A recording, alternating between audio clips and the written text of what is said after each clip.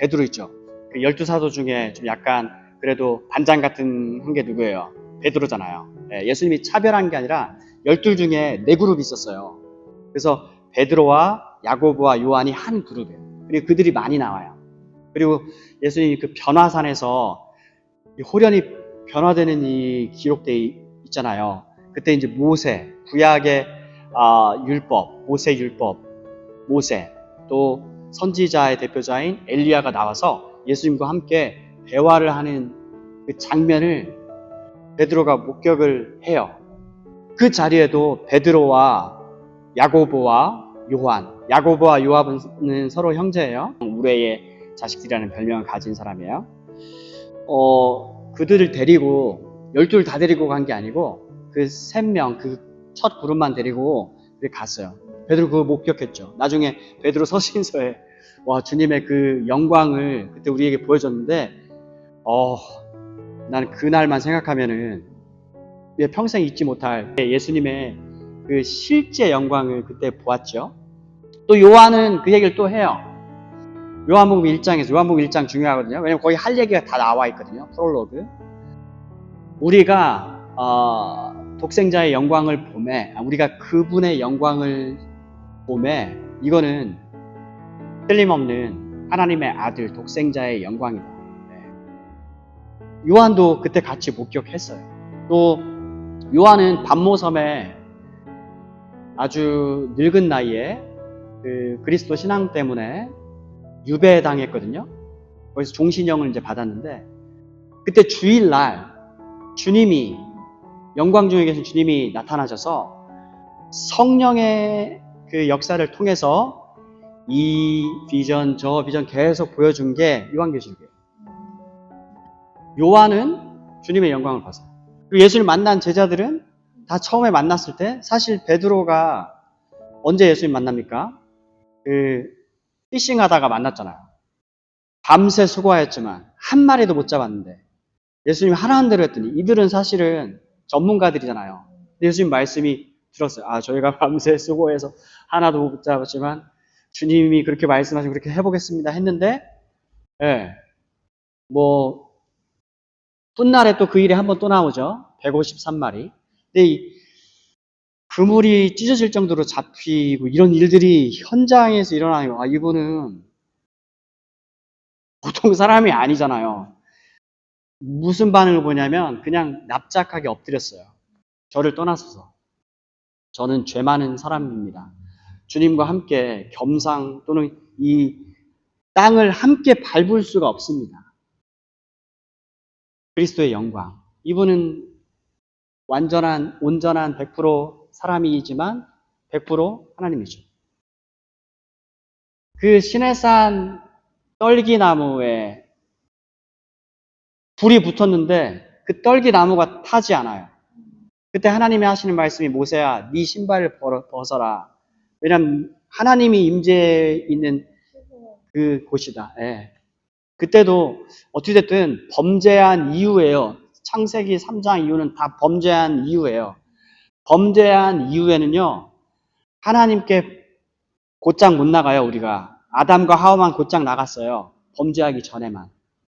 그럼 하나님과 우리 사이에 누구를 매개체를 늘 거쳐야 돼요. 중보자, 리디머, 중보자. 항상 예수님의 이름으로 우리가 기도하는 거고 예수님을 믿어서 하나님께 가는 거고 중보자 개념이 항상 필요해요.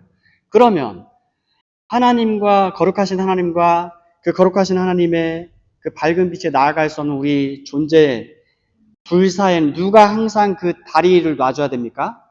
유일한 존재 예수님이에요. 떨기나무에서 활활 타는 불꽃 가운데 말씀하신 하나님이 누구냐? 예수님. 구약에 이미 예수님이 계속 등장하셔요.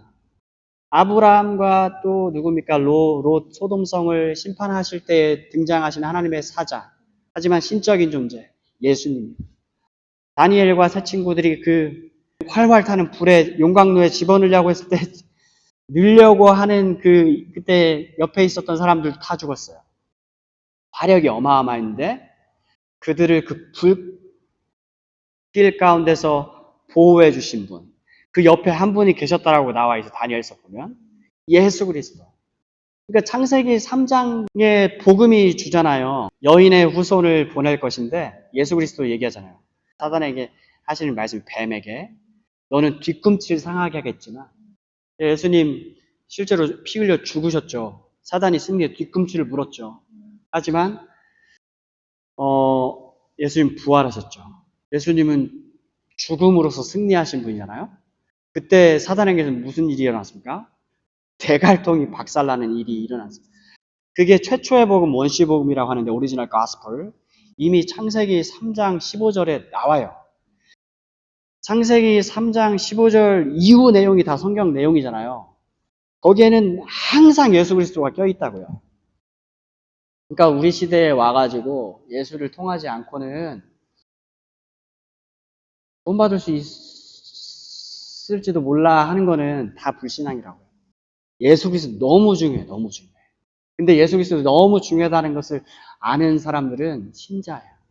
그리고 그 신앙은 다 하나님께 값없는 선물로 받은 거예요. 오늘 누가 그러면 예수님의 가족이냐 아주 중요한 얘기를 했어요. 누구든지 나를 따르려거든 자기를 부인하고 자기 십자가를 진다라는 뜻이 내가 너무 산다 죽어 이 뜻이 아니고 나의 야망 내가 이 땅에서 살 때 하나님도 좋아하는 마음이 있지만 주님 조금만 그래도 나 이거 아직도 중요해요 하는 것들 예수님은 돈 벌지 말라는 얘기 하지 않아요. 하나님은 필요하니까 열심히 일하는 것 하나님 뜻이에요. 근데 예수님을 두고 똑같이 중요하냐? 예수님과 비교했을 때는 당연히 내가 버려야 되죠. 이게 하나님을 최고로 두는 것, 하나님의 나라를 추구하는 것 이 뜻이에요. 성경은 열심히 일해서 돈 벌라고 해요. 근데 돈 버는 거가 1순위가 되게 하지는 말라 그 얘기를 하신 거예요. 그러니까 우리가 먹고 살기 위해서는 해야 되는 거예요. 이 구조 속에서. 그건 맞는 얘기예요. 그리고 돈으로 안 되는 게 어디 있어요? 돈 중요해요. 근데 돈과 예수님과 하나님과 하나님 나라와 하나님의 뜻을 두고 봤을 때에도 여전히 돈이 앞서면 이거는 하나님 사랑하는 게 아닌 거예요. 그렇게 견주었을 때. 그래서 제가 항상 우리가 제자로서 신자들에게 여러분 삶이 어떤 게 지금 너무 바쁜 건지 압니까? 이 얘기를 하는 거는 뭐냐면 내 삶에 내 자녀들, 내 가족들을 양육할 시간이 없을 거. 가정 예배 드릴 수 있는 시간 15분 없다? 내 삶이 지금 바쁜 거예요. 하지만 그것도 괜찮아. 나 자신을 두고 하나님 말씀을 묵상하고 연구할 시간 30분, 1시간 이게 내 삶에 만약에 없으면요. 나는 지금 too much 일을 하고 있는 거라는 뜻이에요. 일을 하지 말라는 얘기 아니라 일을 너무 많이 하는 것의 그 경계선이 뭐냐면 내 삶에 하나님 말씀을 섭취할 시간이 없는 거이고요. 그렇게 살아봐요. 제일 누가 힘든지 알아요? 내가 힘들어요. 내 마음에 하나님의 말씀이 없고 내 삶이 점점 메말라가는 걸 하나님의 백성들은 느껴요. 내가 일하는 것이 하나님의 뜻에 맞아. 하지만 너무나 too much 일하는 거. 2잡, 3잡 껴도 돼요. 하지만 어느 정도가 되면은 지나치게 내가 지금 일에 몰두하는 거냐? 하나님 말씀을 읽기 위해서, 묵상하기 위해서 시간을 낼 수 없다면 그 삶은 공고한 거예요.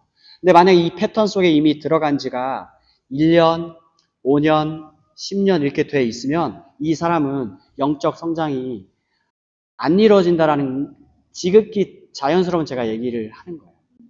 근데 우리는 성장을 안 하면은 어쨌든 계속 그때 상태로 유지된 거라고 생각하잖아요. 그렇지가 않아요. 이 영적인 원리는 반드시 그리스도와 그분 말씀으로 하나님의 나라와 하나님의 뜻으로 채워지지 않는 그 빈 공간을 반드시 다른 것이 채워요. 꼭 사단이란 말 안 해도 괜찮아요. 하나님보다 더 사랑하는 게 우상숭배. 거기에 지금 나와 있는 거예요. 이 부분에 어쨌든 얘기가 나왔으니까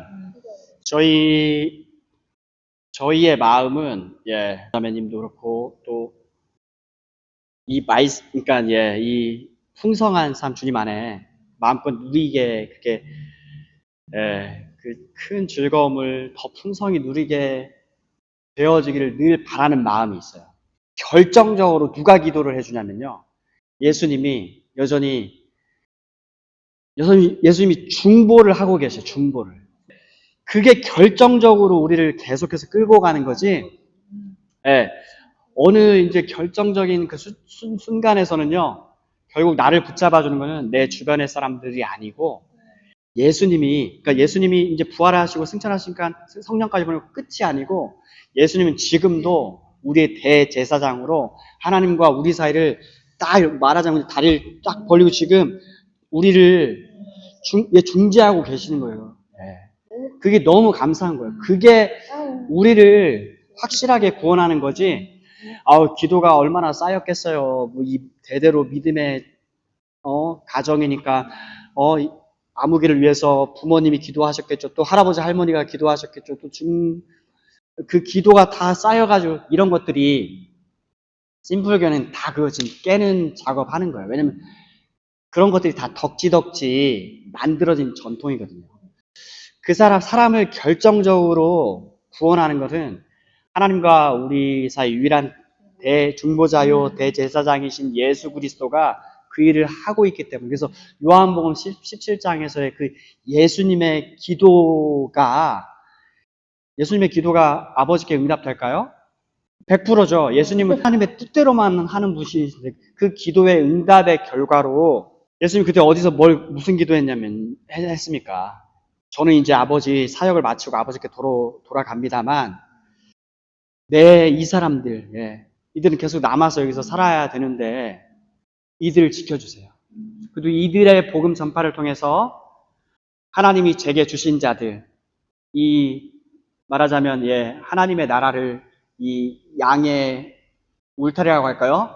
그 안으로 계속 들어올 사람들 있지 않겠습니까? 계속 이 역사 때문에 결국 우리까지 지금 이 안에 들어온 건데 이 사람들 지켜주세요. 그 기도의 결과로 또 지금도 친히 그냥 두 팔 벌려 양다리 하나님과 우리 사이에 그 예수님. 그러니까 우리가 이제 예수님이 죽어주시고 부활하시고까지는 너무나 좋은데 거기까지로 우리가 생각이 멈출 수 있거든요.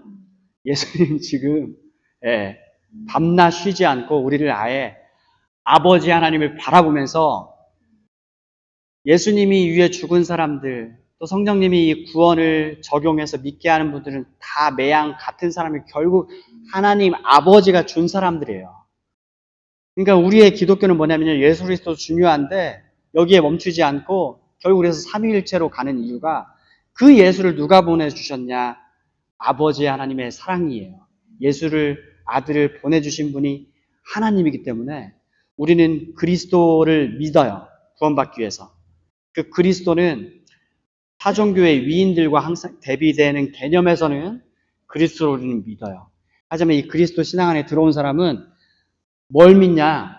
이제 그리스도를 통해서 그분을 보내주시고 우리가 아빠, 아버지라고 담대하게 그 은혜의 보좌에 나아갈 수 있게 이 장치를 다 마련해 주신 분이 누구예요?